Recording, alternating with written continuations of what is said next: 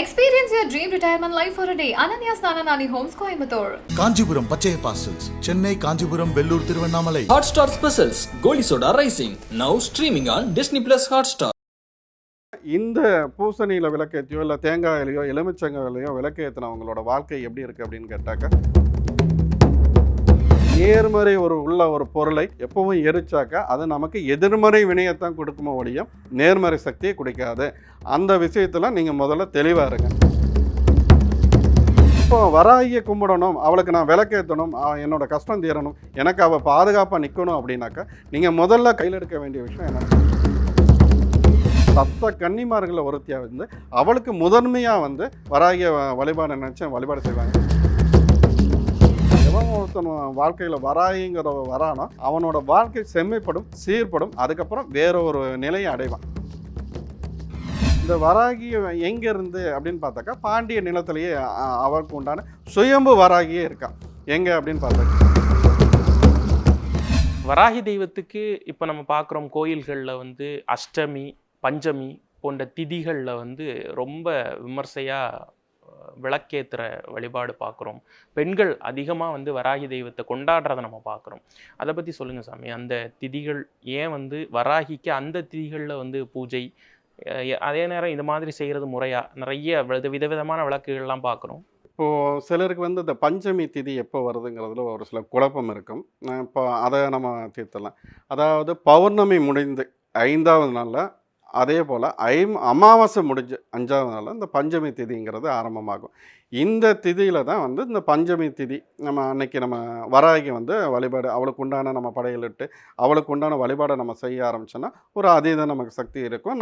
நம்மளை சுற்றி ஒரு அவளோட அந்த அருட்கடாட்சமே வட்டமாக இருக்கும். நம்மளை ஒரு பாதுகாப்பு வளையத்துக்குள்ளே அவள் வச்சுருப்பாள். அதுக்காண்டி இந்த பஞ்சமி திதியில் நம்ம வராகிக்காண்டி பஞ்சமி திதி மட்டும் கிடையாது, அஷ்டமியிலையும் வராகி அன்னையை வழிபாடு செய்யலாம். ஏன்னா அதான் இவன் வெற்றிக்கான அதிதேவதை.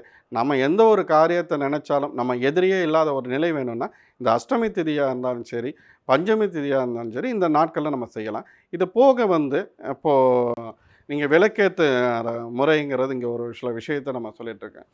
இப்போது பூசணியில் விளக்கேற்றுறதும் சரி, தேங்காயில் விளக்கேற்றுறதும் சரி, அப்புறம் மற்ற எலுமிச்சங்காயில் விளக்கேற்றுறதும் சரி, இதை இப்போ வராகி அன்னைக்கு இந்த ஒரு விஷயத்தை செஞ்சிட்ருக்காங்க. ஒரு வராகி உபாசகனா இருக்கிற உண்மையை என்னங்கிறது நம்ம சொல்ல வேண்டியது என்னோட கடமை. பார்த்திங்கன்னா, இந்த பூசணியில் விளக்கேற்றியோ இல்லை தேங்காயிலையோ எலுமிச்சங்காயிலையோ விளக்கேற்றினவங்களோட வாழ்க்கை எப்படி இருக்குது அப்படின்னு கேட்டாக்கா, பெரிய அளவில் மாற்றம் வந்ததா அப்படின்னு பார்த்தாக்கா, அவங்களோட வாழ்க்கை இப்போது சில பேர் புலம்ப ஆரம்பிப்பாங்க. நான் வராகியை கும்பிட்டேன், எனக்கு எந்த பலனுமே கிடைக்கல, இல்லை நான் கஷ்டப்படுறேன், எனக்கு பிரச்சனையாக இருக்குது அப்படின்னு பல பேர் சொல்ல கேள்விப்படுறேன். என்ன காரணம் அப்படின்னா, இந்த மாதிரியான ஒரு சில விஷயத்தில் விளக்கேற்றும் போது அவங்களோட வாழ்க்கைங்கிறது சூனியமாக தான் இருக்கும், சுவிட்சமாக இருக்கிறதுக்கு வாய்ப்பே இல்லை. என்ன காரணம் அப்படின்னாக்கா, அந்த பூசணிங்கிறதும் சரி, தேங்காயும் சரி, எலுமிச்சங்காயும் சரி, இதெல்லாம் நேர்மறை சக்தி உள்ள ஒரு பொருள். இந்த நேர்மறை ஒரு சக்தி உள்ள ஒரு பொருளை எரிக்க ஆரம்பித்தா, இல்லை அதை கொடுமைப்படுத்த ஆரம்பித்தா என்ன மாதிரியான பலனை கொடுக்கும்? எதிர்மறையான பலனை தான் கொடுக்கும். இது இங்கே பல பேரும் தெரியாமல் அதை வியாபார நோக்கத்துக்காக எல்லாத்தையும் நம்ம செய்ய முடியாது. இந்த ஒரு விஷயத்தை வராகிய கும்பிட்றவங்க பஞ்சமி திதியிலையோ மற்ற ஏனைய நாளையும் நீங்கள் கும்பிடும் போது இந்த பூசணி விளக்கையோ தேங்காய் விளக்கையோ இல்லைன்னா நம்ம இந்த எலுமிச்சங்காய் விளக்கையோ நீங்கள் அதாவது துர்க்கைக்கு கூட எலுமிச்சங்காய் விளக்கு ஏற்ற வேண்டாம்னு நான் சொல்லுவேன். இதை அதாவது அதை தவறு தான் மூடர்கள் சொன்ன ஒரு விஷயம். இதை நம்ம தவறாக நீங்கள் அதை செய்ய, நேர்மறை உள்ள ஒரு பொருளை எப்பவும் எரிச்சாக்கா அது நமக்கு எதிர்மறை வினையத்தான் கொடுக்குமோ ஒழியும் நேர்மறை சக்தியை கொடுக்காது. அந்த விஷயத்தில் நீங்கள் முதல்ல தெளிவாக இருங்க. இப்போ வராகியை கும்பிடணும், அவளுக்கு நான் விளக்கேற்றணும், என்னோட கஷ்டம் தீரணும், எனக்கு அவள் பாதுகாப்பாக நிற்கணும் அப்படின்னாக்கா நீங்கள் முதல்ல கையில் எடுக்க வேண்டிய விஷயம் என்னென்னா, ஒரு அகல் விளக்கில் சுத்தமான தேங்காய் எண்ணெய், அதாவது சுத்தமான தேங்காய் எண்ணெய்னா இன்றைக்கி எதுவுமே நம்ம ஒரிஜினலாக நம்ம கிடைக்கிறது கிடையாது. செக்கில் ஆட்டின தேங்காய் எண்ணெயில் நீங்கள் பிரம்ம முகூர்த்தத்தில் விளக்கேட்டுங்க. இல்லை நீங்கள் எந்த கோயிலுக்கு போகிறீங்களோ அந்த கோயிலில் நீங்கள் விளக்கு வாங்கிட்டு போய் அந்த அகல் விளக்கில் நீங்கள் விளக்கேற்றுங்க. உங்களுக்கு முடிஞ்ச ஒரு 7 விளக்கும் இல்லைன்னா 9 விளக்கும் நீங்கள் விளக்கேற்றி இந்த முறையில் நீங்கள் விளக்கேற்றுங்க. இது உங்களோட வாழ்க்கையில் மாற்றத்தை கொடுக்கும். பிரம்ம முகூர்த்தத்தில் அதிகாலையில் எந்திரிச்சு வராகி படத்துக்கோ இல்லை வராகி சிலைக்கோ இல்லை வராகியை வேண்டியோ ஒரு விளக்கேற்றி நீங்கள் உட்காந்து பிரம்ம முகூர்த்தத்தில் ஒரு 1/2 மணி நேரம் வராகியை நினச்சி தியானம் செஞ்சால் உன்னோட வாழ்க்கை தலையெழுத்துங்கிற மாறும். எதிரியே இல்லாத ஒரு நிலை வரும். எதிரி இல்லாத நிலை, எதிரினால நான் வாழ்க்கையில் கஷ்டப்படுறேன், எனக்கு மீளவே முடியலைன்னா அதுக்கு ஒரு சில விஷயங்கள் இருக்குது. அதை கேட்டால் நான் சொல்கிறேன். இந்த ஒரு விஷயத்தை செஞ்சவன், அதாவது வரைய தொட்டவன் கெட்டதாக சரித்திரம் கிடையாது.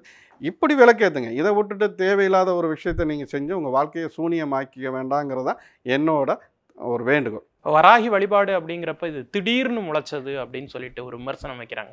என்னடா திடீர்னு எல்லாரும் வராகி வராகின்னு சொல்கிறீங்க அப்படிங்கிற மாதிரியான கமெண்ட்டுகளை படிக்கிறோம். நிறைய பேர் வந்து சொல்கிறாங்க, வராகி வழிபாடு திடீர் வழிபாடா?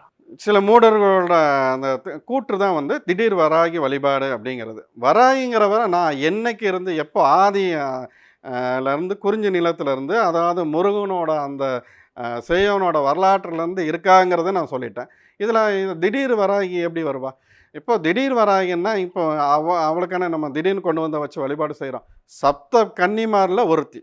சப்த கன்னிமாரில் முதன்மையாளவன் யாருன்னு கேட்டாக்க வராகி என்ன. இப்போ அவளுக்காகத்தான் நம்ம அந்த விஷயத்தை சப்த கன்னிமார்களில் நம்ம இப்போ இன்னைக்கு தொன்று தொட்டு கிராமப்புறங்களையும் சரி மற்ற விஷயத்துலையும் சரி இப்போது இங்கே தான் நம்ம வராகியை தனியாக வச்சு வழிபாடு செய்கிறோம். கிராமப்புறங்களில் சப்த கன்னிமார்களில் ஒருத்தியாக வந்து அவளுக்கு முதன்மையாக வந்து வராகிய வழிபாடு நினச்சி வழிபாடு செய்வாங்க.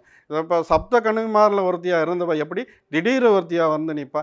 இங்கே சில தெரியாத மூடர்கள் என்ன செய்கிறாங்க, இந்த சில அறிவு ஜீவிகள் என்ன செய்யணும்னா வராகி வந்து திடீர்னு வந்தவ அப்படின்னு நம்ம சொல்லலாம். என்ன காரணம் அப்படின்னாக்கா, எல்லாரும் இந்த 150 கோடி ஜனத்தொகையில் எல்லாத்துக்குமே வராகிய தெரியுமா? தெரியாது.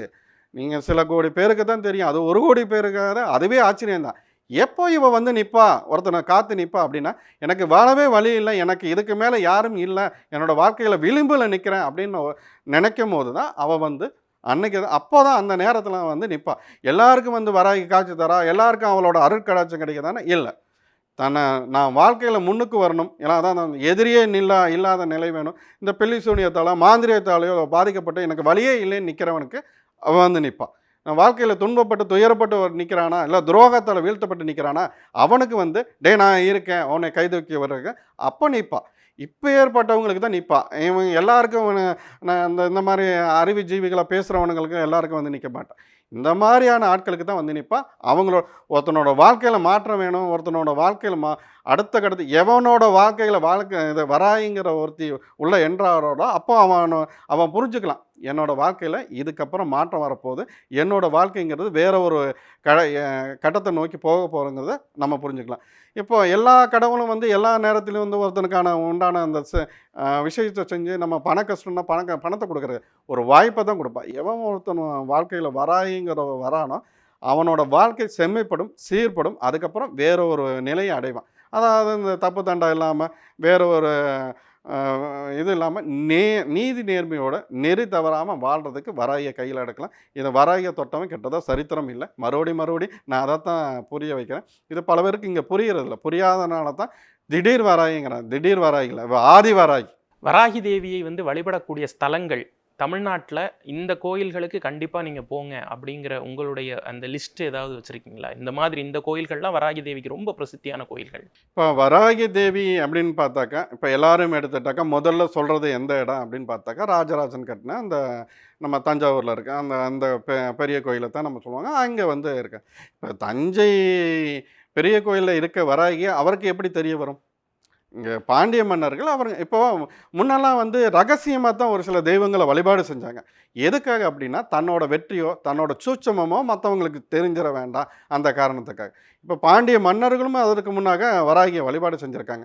இந்த வராகி எங்கேருந்து அப்படின்னு பார்த்தாக்கா, பாண்டிய நிலத்திலேயே அவருக்கு உண்டான சுயம்பு வராகியே இருக்கா. எங்கே அப்படின்னு பார்த்தாக்க நம்ம இதுதான் இப்போ மறுபடியும் நம்ம அந்த விஷயத்துக்குள்ளே வந்தாக்கா, இப்போ கலாட்டா டிவைனில் பார்க்குறவங்க பல பேர் இந்த கஷ்டத்துக்காகவும் தன்னோட துன்பத்துக்காகவும் குடும்ப விஷயத்துக்காகவும் பார்ப்பாங்க இல்லையா? அவங்களுக்கு என்னோடய வராகி எங்கே போய் வழிபாடு செஞ்சால் எனக்கு ஒரு சிறப்பான எதிர்காலம் கிடைக்கும் அப்படின்னு பார்த்தாக்க, இந்த பாண்டிய தேசத்தில் பாண்டிய நாட்டில் ராமநாதபுரம் மாவட்டத்தில், அதாவது உத்தரகோச மங்கை, இங்கே தான் முதல் சிவாலயமே, சிவனுக்கான ஆலயமே அங்கே தான் அமைய பெற்றது. அந்த இடத்துலையே அங்கேயே பார்த்தீங்கன்னாக்கா பக்கத்துலேயே யாரும் சுயம்பு வராகி இருக்கா. நீங்கள் இப்போ வராகியை நான் போய் தரிசிக்கணும், அவளோட எனக்கு பாக்கியம் வேணும், அவளோட அருட்கடாட்சம் வேண்டும், நான் ஒரு இலக்கை அடையணும், இல்லை எனக்கு எதிரிலாம் நான் துன்பப்படுறேன், இல்லை இந்த மாந்திரிக கோளாறாலோ செய்வனையாலேயோ ஏவலாலேயோ நான் பாதிக்கப்பட்டிருக்கேன் அப்படின்னு நினைக்கிறவங்க, இந்த அரசியல்வாதிகள் இந்த பல பேர் வந்து தன்னோட எதிரிகளாலேயோ சூழ்ச்சியாலேயோ சிக்கிக்குவாங்க, அடுத்த கட்டத்துக்கு போக முடியாம இருப்பாங்க. கலைத்துறையிலையும் இதே நிலைமை தான். இந்த மாதிரி இருக்கிறவங்க என்ன பண்ணலாம் அப்படின்னாக்கா, இப்போ நான் சொன்னேன் ராமநாதபுரம் மாவட்டத்தில் இருக்க உத்தரகோசமங்கைங்கிற என்ற அந்த ஊரில் அதாவது வராகி அன்னைக்கு கேளல் தாய்க்கு அங்கே சுயம்புவாக அவள் இருக்கா. அங்கே போய் வழிபாடு நீங்கள் செஞ்சுட்டு வந்தீங்கன்னா உங்களுக்கு ஒரு சிறப்பான எதிர்காலம். ஒரு போனாவே ஒரு வைப்ரேஷன் உணரலாம். நம்ம எந்த கோயிலுக்கு போனாலும் அந்த இடத்துக்கு போனால் நம்ம மனதும் சரி அமைதிப்படணும், ஒரு சார்ந்த நிலைக்கு வரணும். அங்கே போனால் நம்ம ஒரு வைப்ரேஷன் நம்ம உணரணும். அதை உணர்கிற இடம் எங்கன்னாக்கா எல்லாம் இன்றைக்கி பல கோயிலில் இருக்குது. நம்ம இங்கேன்னு போனாக்க நீங்கள் வராயின்னு கேட்டதுனால இந்த இடத்துல நீங்கள் போய் அதற்கு முன்னாடி நான் என்ன சொல்லுவேன்னாக்கா, ஒரு நம்மளோட வாழ்க்கையில் கஷ்டம் மற்ற விஷயங்கள்லாம் நம்மளை சுற்றி ஒரு சில விஷயங்கள் நடக்குதுன்னா அதுக்கு எல்லாமே நம்மளோட ஊழ்வினை பயன்தான். அதை நம்ம போக்கணுன்னா முதல்ல நீங்கள் கடலில் நீராடுங்கன்னு நான் சொல்லுவேன். தேவிப்பட்டினத்தில் போய், அதாவது ராமநாதபுரம் மாவட்டத்துலேயும் அங்கேயே பக்கத்துலேயே தேவிப்பட்டினம் இருக்குது, அங்கே போய் கடலில் நீராடிட்டு அங்கே ஸ்ரீராமச்சந்திரனோட பிரம்மகஸ்தி தோஷமாக இருந்தாலும் சரி, அவனோட அனைத்து தோஷங்களாக இருந்தாலும் நீக்கின ஸ்தலங்கிறது அது. அந்த இடத்துல போய் கடலில் நீராடிட்டு இங்கே வந்து உத்தரகோசமங்கையில் சிவனை வழிபாடு செஞ்சுட்டு சுயம்பு வராகி நீங்கள் கேளல் தாயை நீங்கள் வராகியை வழிபாடு செஞ்சுட்டு வாங்க. உங்களுக்கான அனைத்து தேவைகளையும் உங்களுக்கு என்ன செய்யணுமோ, அதாவது வராகியை தொட்டவனுக்கு எனக்கு இது வேணும் அது வேணும்னு நம்ம யோசிக்க வேண்டியதே இல்லை. வராகியை வணங்குறவனை நீங்கள் பாருங்கள், எனக்கு இந்த இலக்கை அலையணும், எனக்கு அந்த பணம் வேணும், இல்லை என்னோடய கடன் அடையணும், எனக்கு இந்த தொழில் வளர்ச்சி வேணும், இப்படிலாம் எது வேணும், அவனுக்கு என்ன தேவையோ வராகியை தொட்டவனுக்கு அவனை அந்த உபாசனை பண்ணுறவன் இல்லை வராகியை நினைக்கிறவன் வராகியை வணங்க ஆரம்பித்தவனுக்கு அவனுக்கு என்ன தேவையோ அவள் பார்க்க ஆரம்பிச்சுக்குவான். நீ மதியானம் இது தான் சாப்பிடணும், உனக்கு என்ன தேவையோ அந்த மதியம் உணவு முதற்கொண்டு அவன் முடிவு பண்ணுறதான். நீ வராகிய உள்ளன்போடு நினைக்க ஆரம்பிச்சிட்டின்னா உன் வாழ்க்கையில் மாற்றத்தையும் முன்னேற்றத்தையும் கண்டிப்பாக கொடுப்பான். நிறைய விஷயங்கள் எங்களோட பகிர்ந்துக்கிட்டீங்க. ரொம்ப நன்றி. நன்றி.